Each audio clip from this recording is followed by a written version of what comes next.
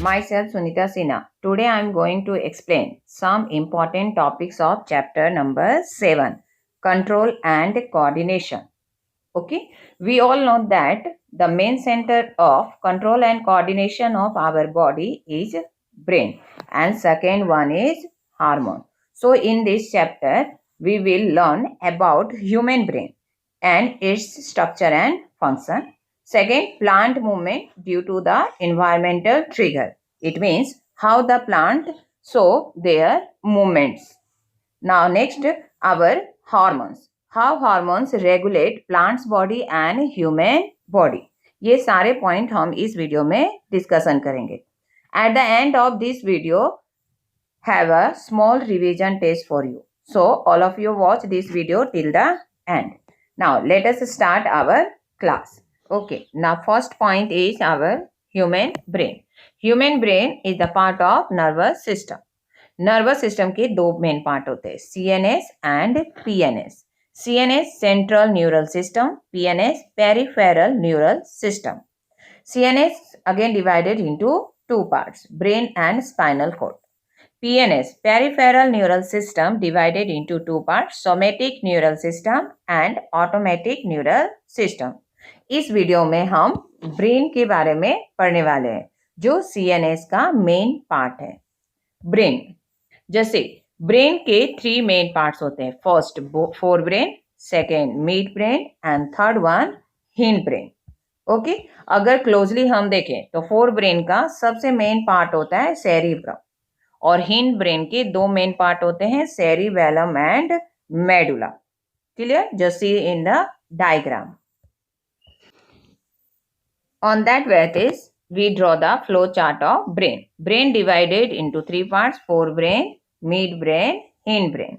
फिर hindbrain divided into 3 parts, cerebellum, pons and medulla oblongata.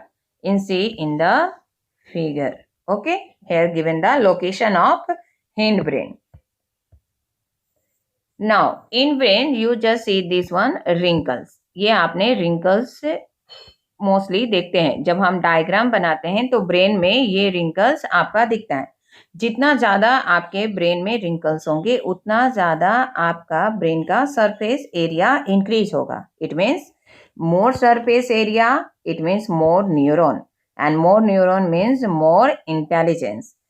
In short हम कह सकते हैं कि जिसके ब्रेन का ये रिंकल्स यानी लाइनिंग, कर्विंग लाइनिंग जितना ज़्यादा है वो उतना ही ज़्यादा इंटेलिजेंट पर्सन होगा.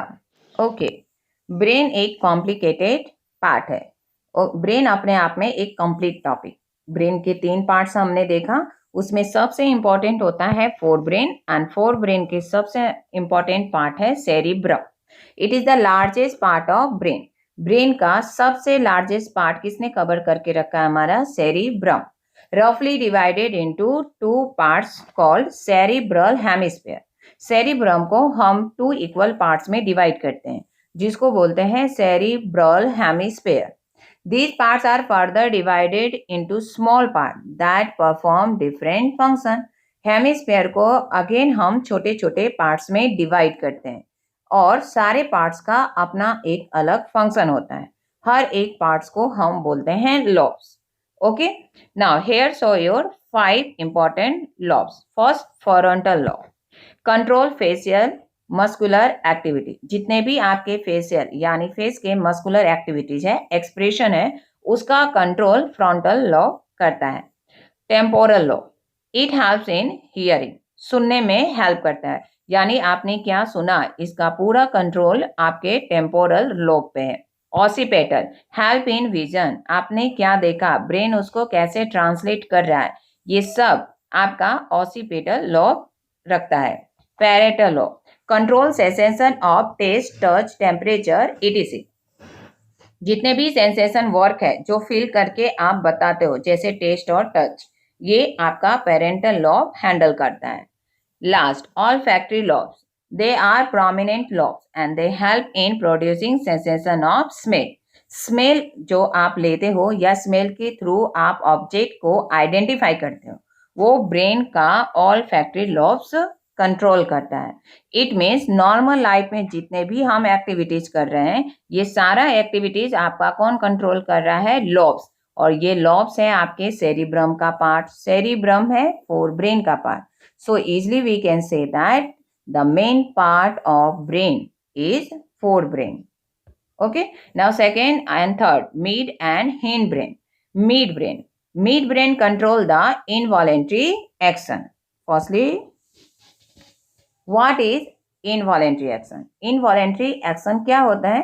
कुछ ऐसे एक्शन होते हैं जिसपे हमारा कंट्रोल नहीं होता है या जो हम अपनी विल पावर से यूज नहीं करते हैं. That's one hour involuntary action. जैसे change in size of pupil, action of involuntary muscles etc. Okay, some muscles हमारे इनवॉलेंट्री भी होते हैं जो हमारे से पूछकर अप एंड डाउन या कॉन्ट्रैक्ट और रिलैक्सेशन नहीं करते. तो इन सभी का कंट्रोल हमारा मिड ब्रेन करता है. Next is hind brain.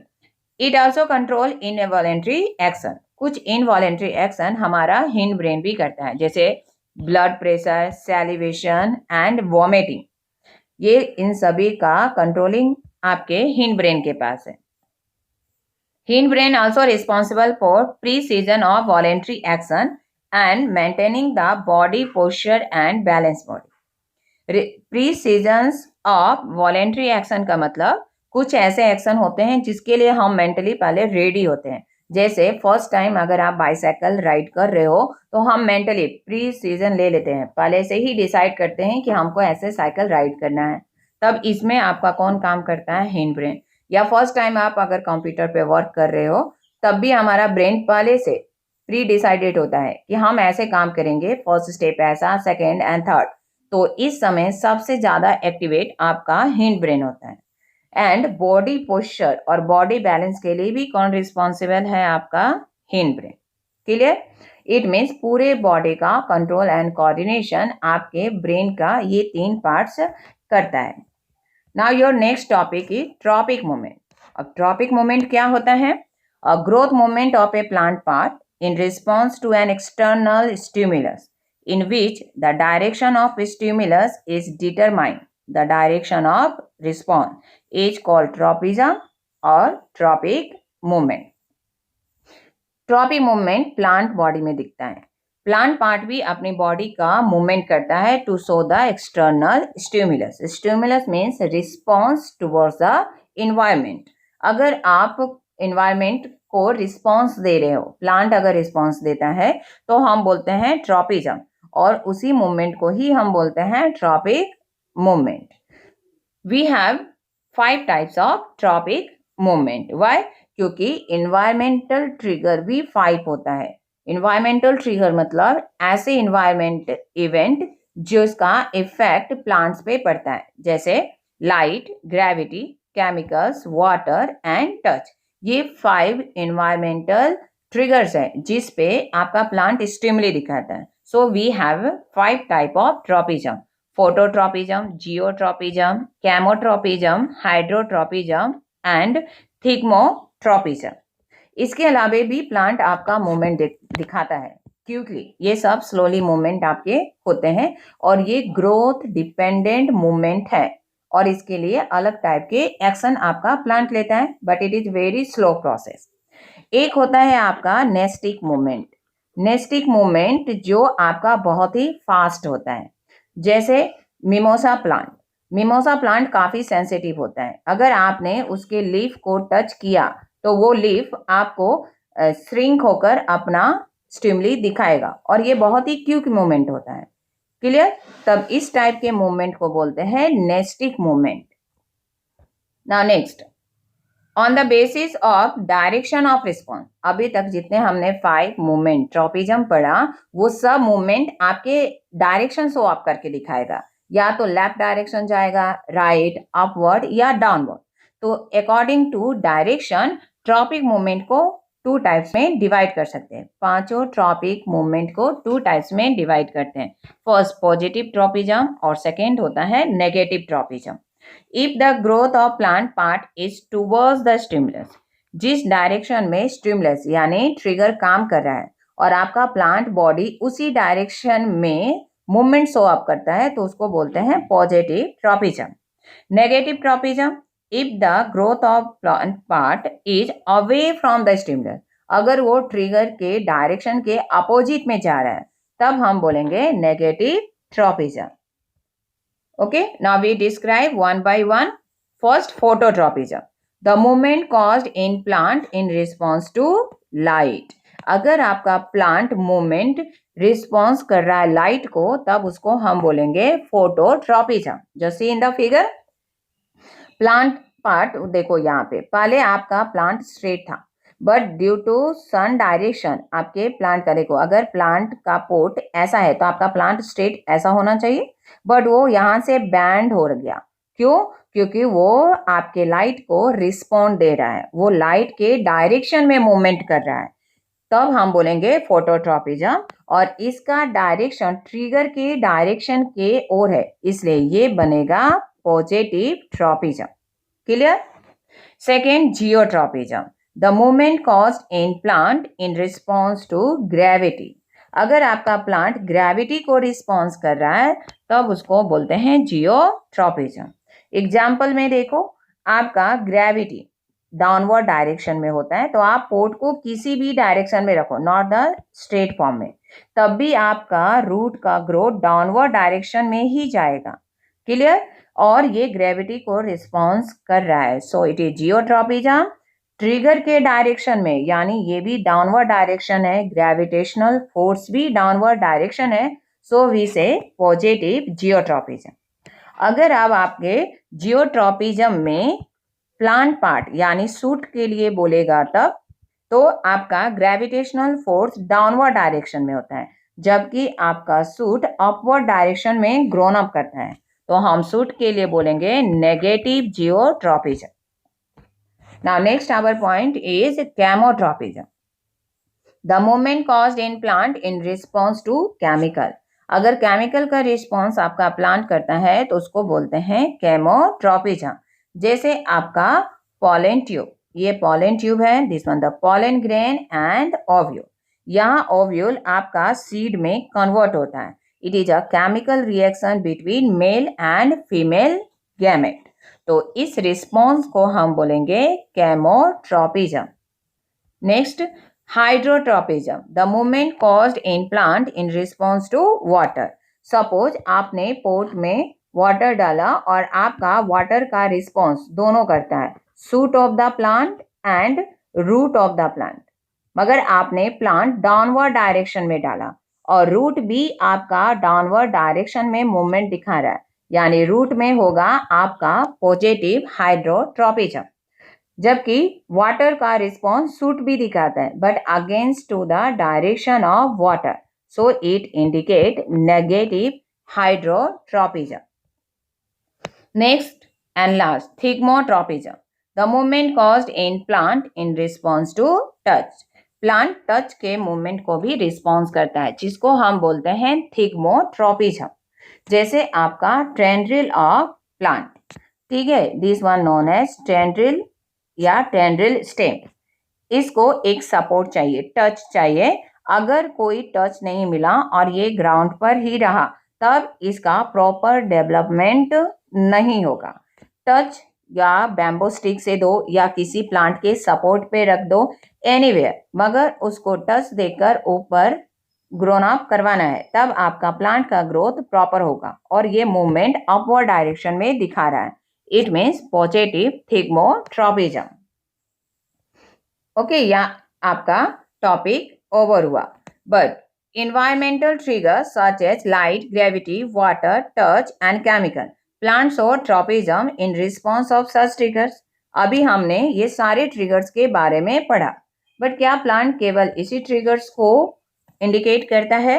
No, for such process plant use electrical impulse and chemical compound. Electrical impulse यानी इस ट्रिगर के अलावे आपका प्लांट केमिकल कंपाउंड को भी रिस्पॉन्ड करता है, and these chemical compounds are known as hormones। इस केमिकल कंपाउंड को हम बोलते हैं हॉर्मोन्स। आपके प्लांट में भी हॉर्मोन्स प्रेजेंट होता है, जो प्लांट हार्मोन्स होते हैं उसको हम बोलते हैं phyto hormones. First phyto hormones है आपका auxin. It help in growth of plant, यह आपके प्लांट के ग्रोथ में हेल्प करता है। मोस्टली ये टिप ऑफ प्लांट्स में प्रेजेंट हो करते हैं। It help in cell multiplication, cell enlargement etc। Second hormones है आपका gibberellins. It is also growth hormone. It help in growth of the stem, specially stem के ग्रोथ में। Clear? Tips of plant के growth में कौन help करता है? Auxin. Gibberellin आपके स्टेम के ग्रोथ में हेल्प करता है। नेक्स्ट है cytokinins. It is also in help in promoting growth, ये भी ऊपर के दो हॉर्मोन्स की हेल्प करता है। It promotes cell division such as fruits and seeds, fruits and seeds बनने में सेल डिवीजन होते हैं, तो that time cytokinins hormone act on plants body and help in the formation of fruits and seeds.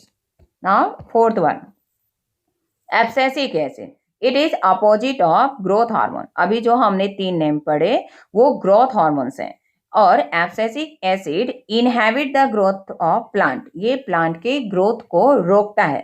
It is the signal to stop growing.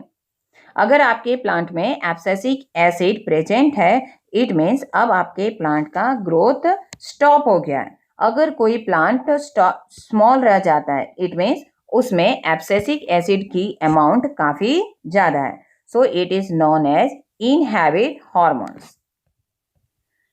Next, hormones in human body.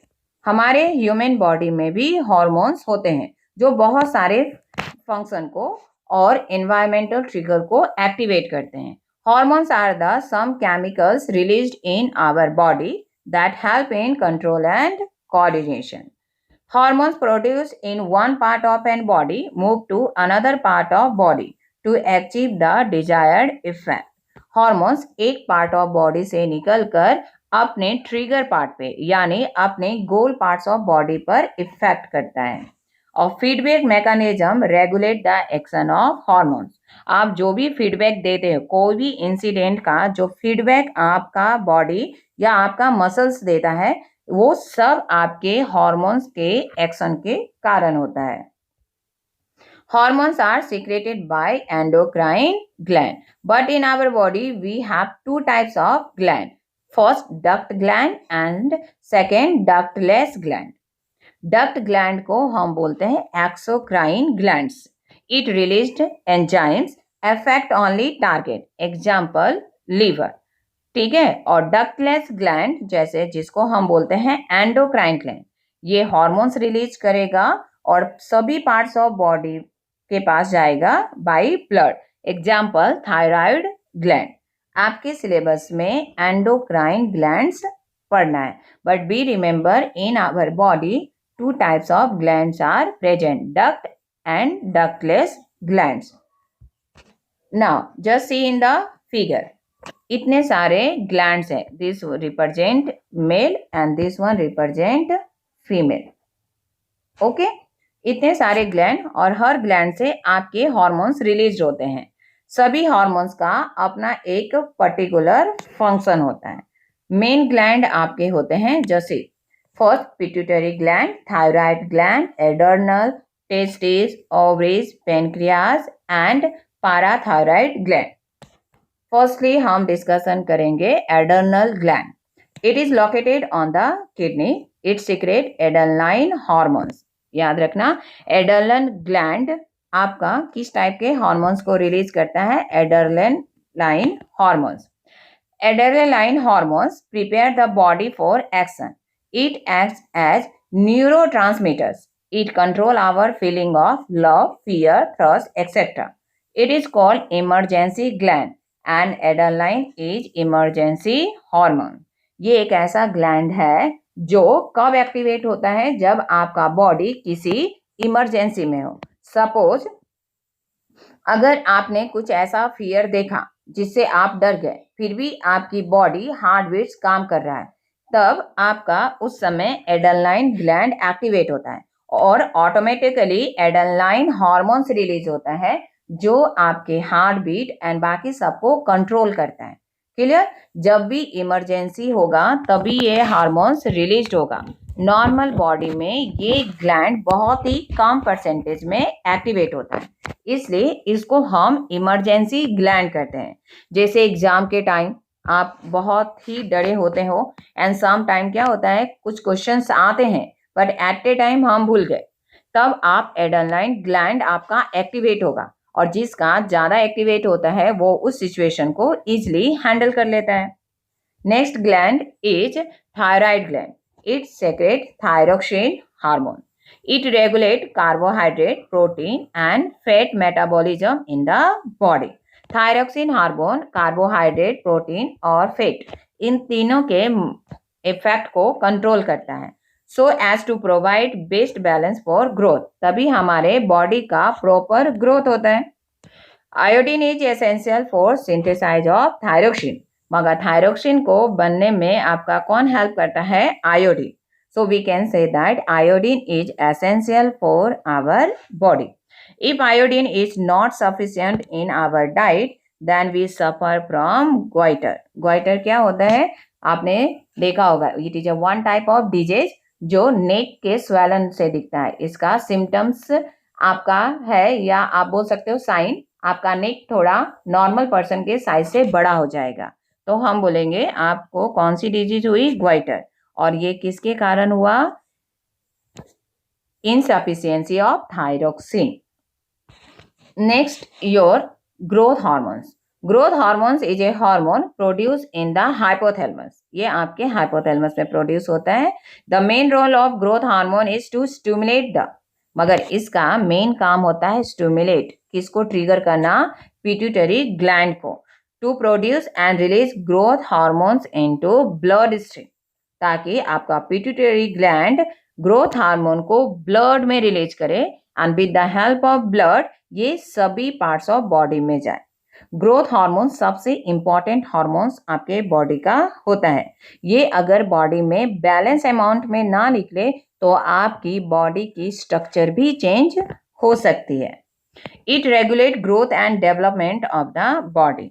If there is a deficiency of this hormone, अगर इस hormone में कमी रह गए, यानी कम amount में आपकी body में ग्रोथ हार्मोन रिलीज हुआ, तब आप ड्वार्फिज्म यानी छोटी साइज बौना बनके रह जाओगे। It means less than 3 feet. Next testis, it is a male gamete. ठीक है, ये आपके मेल ग्लैंड का पार्ट है। It secret testosterone hormone. It help in the production of sperm and also help in developing sexual characteristic in male. Next, ovary. It is a female gland. ovary आपका female gland है। ये estrogen और progesterone hormone को release करता है। ये ओवा production में हेल्प करता है और फीमेल में सेक्सुअल कैरेक्टरिस्टिक को डेवलप करने में हेल्प करता है। Next, pituitary gland. It is a small pea size gland. इसकी साइज बहुत छोटी होती है, मगर ग्लैंड में सबसे इंपॉर्टेंट ग्लैंड पिट्यूटरी ग्लैंड है, that play a major role in regulating vital body function. It is also called master gland. ठीक है, ये सारे ग्लैंड का मास्टर होता है। Why? Because it control the activity of most other hormone secreting gland, क्योंकि जितने भी ग्लैंड और ग्लैंड से निकलने वाले हार्मोन्स हैं, इन सभी का कंट्रोलिंग पावर पिट्यूटरी ग्लैंड के पास है। अगर आपका पिट्यूटरी ग्लैंड प्रॉपर वर्क नहीं कर रहा है तो बाकी सारे ग्लैंड भी प्रॉपर वर्क नहीं करेंगे। So it is known as master gland. The main characteristics of hormones. They are secreted in small amount. Second, they are secreted by endocrine gland. They act only on target organ. And fourth, they reach target organ through blood. आपका hormones target organ पे किसकी help से पहुंचता है? Blood. Okay, these one are characteristic of hormones. But be remember, आपके body में जितने भी चेंजेस आते हैं अकॉर्डिंग टू एज, उन सभी के लिए रिस्पॉन्सिबल है आपका हार्मोन्स। जिसमें जिस टाइप के हार्मोन्स होते हैं वो उस बिहेवियर को भी इंडिकेट करता है। Not only body posture and body structure, आपके माइंड के भी कुछ थॉट और बिहेवियर पर किसका इफेक्ट होता है? हॉर्मोन्स का। हार्मोन एक टाइप का केमिकल सब्सटेंस है और ये आपके ब्रेन एंड बॉडी पार्ट्स दोनों को कंट्रोल करता है। Okay, now be ready for test.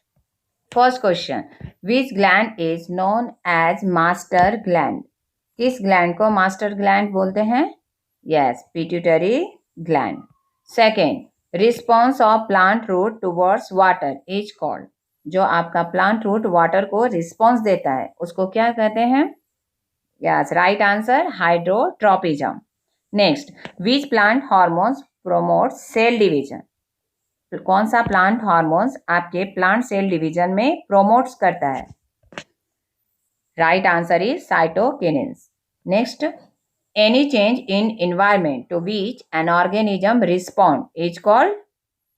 Yeah, right answer is stimulus. Next, the longest fiber on the body of a neuron is called dash.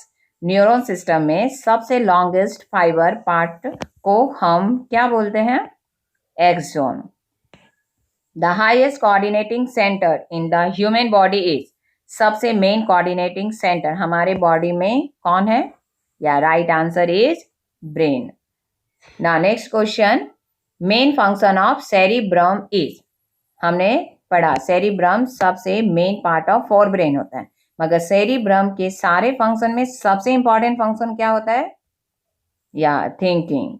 Next, breathing is control by which part of brain? Breathing mechanism कौन सा brain का part control करता है? Yeah, right answer is medulla oblongata. It means hindbrain. Next, which of the following act as both endocrine and exocrine gland? हमने video में दो type का gland पढ़ा, एंडोक्राइन और एक्सोक्राइन। तो किस ग्लैंड में दोनों की कैरेक्टरिस्टिक प्रेजेंट होती है? Answer is pancreas. Now next question, a diabetic patient suffer from deficiency of which hormone? अगर कोई पेशेंट डायबिटीज से सफ़र कर रहा है तो कौन सी हार्मोन की डिफिशियंसी के कारण उसको ये डिजीज हुआ? Answer is insulin hormone. Next question, the lips of mimosa are sensitive to? Mimosa lip किस ट्रिगर के लिए सेंसिटिव होती है? कौन सा ट्रिगर का इफेक्ट मिमोसा के लिप पर होता है? या right answer is touch. Which hormones regulate the iodine balance in the body? Iodine को हमारे किस हार्मोन में ऐसे हार्मोन को बैलेंस करता है? या right answer is thyroxine hormone. Here your test is over. I think all of you enjoy this section.